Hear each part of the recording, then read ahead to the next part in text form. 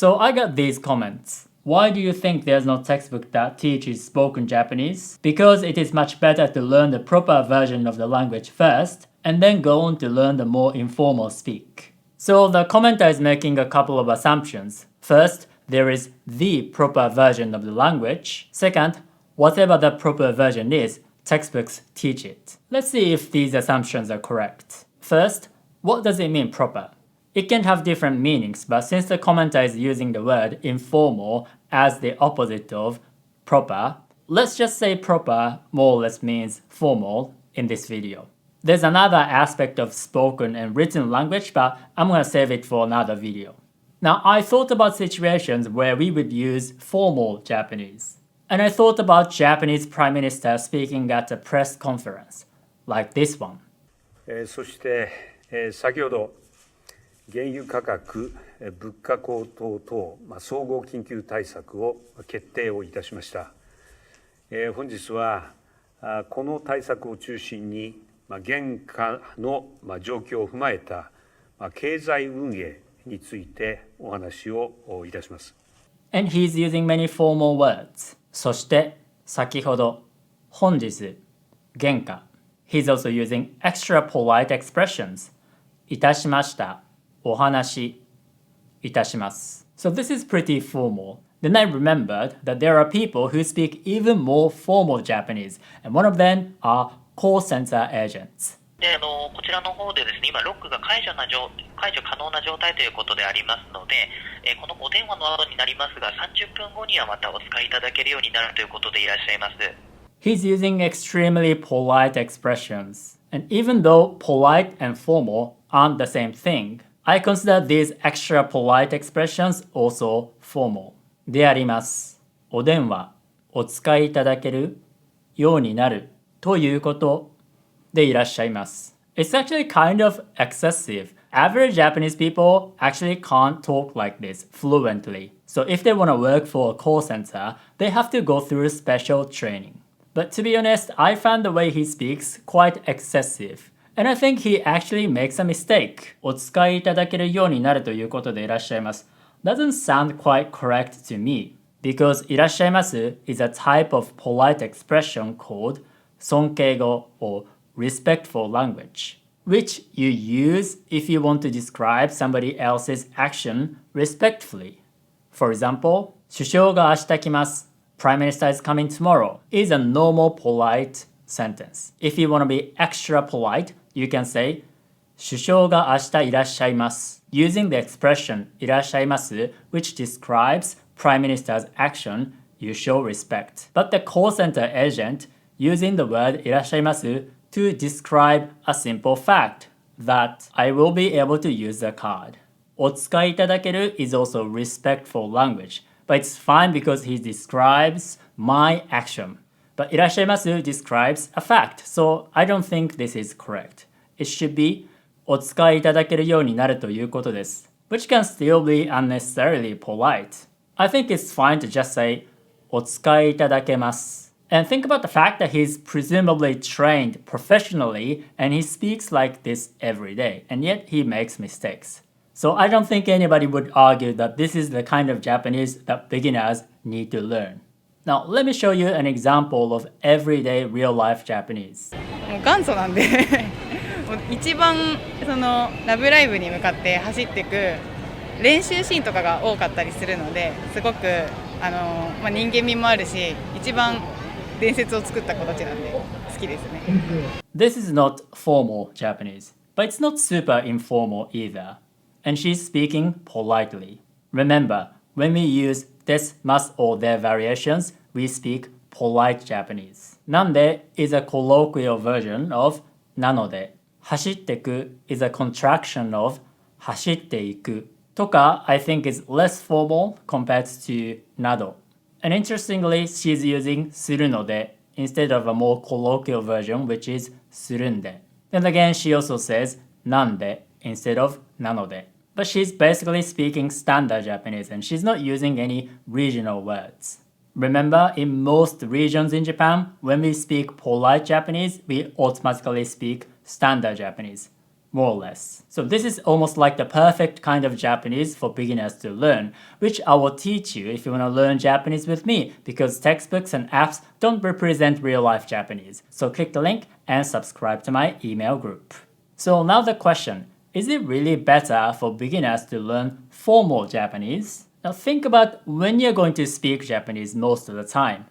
Are you going to primarily speak Japanese to give speeches or speak at press conferences? Or are you going to speak Japanese to make friends, go on dates, or talk to your coworkers? Unless you are in a very rare situation where you would primarily speak formal Japanese, it's much more practical to learn everyday Japanese. Because these are the kinds of situations where you speak Japanese. I almost never have to speak formal Japanese, and I think most non-native speakers either. So you can start learning the most useful variations, and the kind of Japanese that the girl spoke is acceptable in most situations. In fact, look at this clip of an ex-Prime Minister, Junichiro Koizumi, at the press conference. 私は横須賀出身なんで、まだ私は1年生議員の頃でしたかね、40年ぐらい前でしたか。横須賀には米軍基地があります。そこでね、メガフロートっていう構想が持ち上がってね、積極的にこのメガフロートを作るべきだということを聞いた時期があったんです。This is not very formal. Nande is a colloquial version of nanode. He's also using sentence-ending particles like ne or ka, which make sentences sound more conversational. Teyu is a colloquial version of toyu. Nesu is also a colloquial expression. So the level of formality is quite similar to the girl in my interview video. And they are both speaking politely. But you can also speak neutrally as opposed to politely with the same level of formality. やっぱ文化が違うこと、あと言葉が違うこと。言葉が通じない、多分どっちかがお互いの国の言葉ペラペラじゃないとやっていけなそう。So there's no des or must because she's speaking neutral Japanese as opposed to polite Japanese. This is quite appropriate to talk to your friends and family members. So this level of formality is quite useful because you can talk to your friends, family members, co-workers, bosses, and strangers. It really covers most situations. Now take a look at some textbooks. Now textbooks don't always teach you very formal expressions. They are quite inconsistent about it, and their language is often not very suitable in a given context. For example, みんなの日本語 teaches you this expression, なければなりません, which actually is a very formal expression. And in this example, it seems like your coworker or boss is asking you if you want to go for a drink after work maybe. So this is an informal situation. なければなりません is way too formal in this situation. There's actually a more common expression, なきゃいけない. But みんなの日本語 for some reason teaches you a less common one instead of the most common one. Now think about if there's any real benefits of learning less common expressions instead of more common expressions. The more common one, なきゃいけない is perfectly acceptable in most situations. In fact, our ex-prime minister also used that expression at a press conference. 足が寒いと。そのためにはもっと温度を上げなきゃいけない。So textbooks are doing a disservice to learners by shield them away from real-life language. Now if you still want to defend みんなの日本語, think about the fact that Genki actually teaches you なきゃいけない for a very good reason. So it's actually an incorrect assumption that there is the proper version of Japanese that textbooks unanimously teach. In reality, textbooks writers just arbitrarily decide what kind of language they want to teach. When I say textbooks, I mean textbooks written for non-native speakers, because textbooks for native speakers don't actually teach how you should speak Japanese. What we learn in school is how to read and write Japanese. These textbooks have no authority to decide how we should speak Japanese. It's not wrong to speak textbook variations. We can still communicate. But textbook variations aren't necessarily more correct or proper than real-life variations. Media companies and publishers may have their own guidelines, but they don't apply to average people. Yet we have a fairly clear idea of how standard Japanese sounds, and a lot of Japanese speakers like us speak that variation of Japanese which can be universally understood across Japan. And when I'm not sure if certain expressions are standard, I ask several native speakers, because I don't know everything, I only know what I know. Now, Genki says this. 歌舞伎の切符を2枚もらったから見に行きませんか？ええ、ぜひ。So Takeshi and Mary are university students, and Takeshi is asking Mary on a date. This is a very informal situation, and "e" is excessively formal. This is a kind of word that some salespeople or call center agents use. Definitely not university students in this situation. Personally, I never use "e." "Hai" is perfectly acceptable in most situations, formal or informal. In fact, our Prime Minister also used "hai" at the press conference. けども、現在の調整状況について、教えてください。はい。教えてください。はい。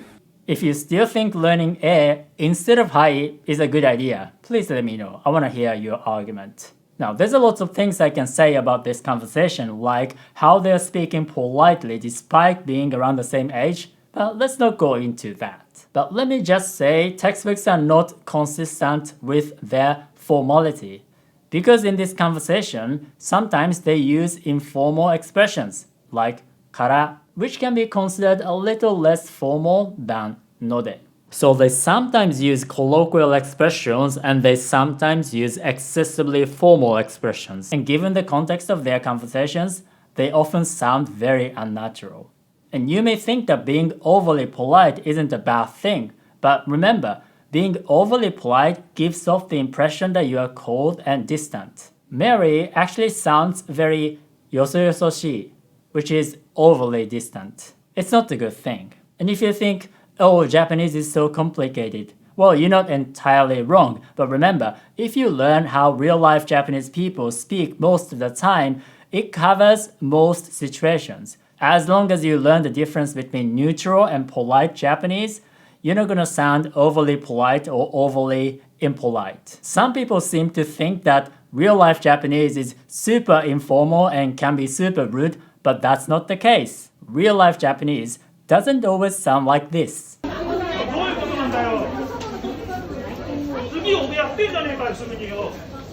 Nandeo here sounds very aggressive, and ome is a contraction of omae, which is already a pretty rude way of addressing somebody.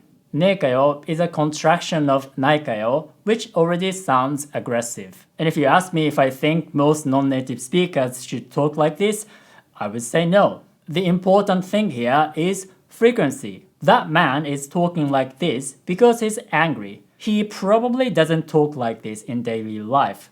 The most practical approach is learning how real-life Japanese people speak Japanese daily most of the time, and then move on to less frequent words and expressions that can be very formal or rude. And that's exactly my approach. So if you want to learn Japanese with me, click the link and subscribe to my email group, Japanese with Yuta.